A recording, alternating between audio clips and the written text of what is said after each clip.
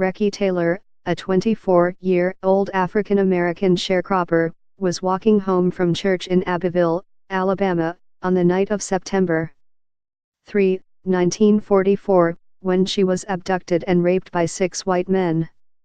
The crime was extensively covered in the black press and an early catalyst for the civil rights movement.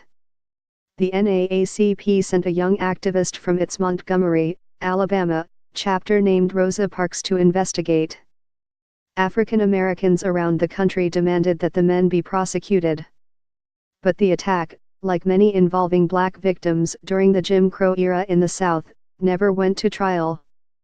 2 all-white, all-male grand juries refused to indict the men, even though one of them had confessed. Decades passed before the case gained renewed attention, with the publication in 2010 of At the Dark End of the Street, Black Women, Rape and Resistance: A New History of the Civil Rights Movement from Rosa Parks to the Rise of Black Power, by the historian Danielle L.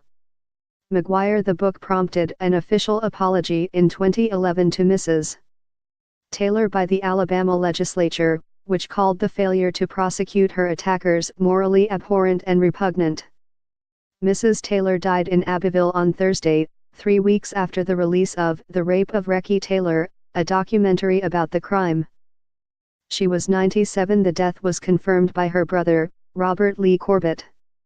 "Many ladies got raped," Mrs. Taylor said in the film, interviewed by its director, Nancy Biersky.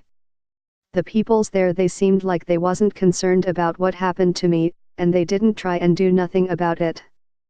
I can't help but tell the truth of what they done to me." Born on December 31, 1919, to a family of sharecroppers in Abbeville, in southeastern Alabama, Recy, pronounced Recy, Corbett found herself caring for 6 younger siblings after their mother died when she was 17. On the night of the attack, she had gone to Rock Hill Holiness Church for a Pentecostal service of singing and praying and was walking home along a country highway bounded by peanut farms. A friend, Fanny Daniel, 61, and Ms.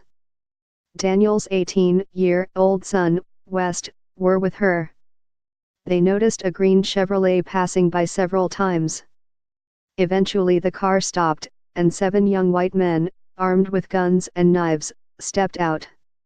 One of them, Herbert Lovett, the oldest in the group, ordered the 3 to halt, and then pointed a shotgun at them when they ignored him.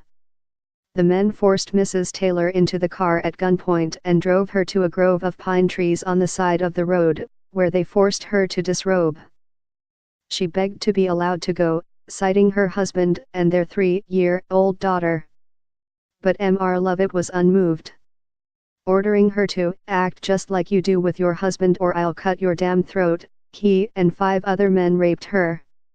A 7th young man, Billy Howardon, said later that he did not take part because he knew Mrs. Taylor. Dumped out of the car, Mrs. Taylor removed her blindfold and stumbled toward safety. Her father, Benny Corbett, had learned of the abduction and gone searching for her. Soon the county sheriff, George H.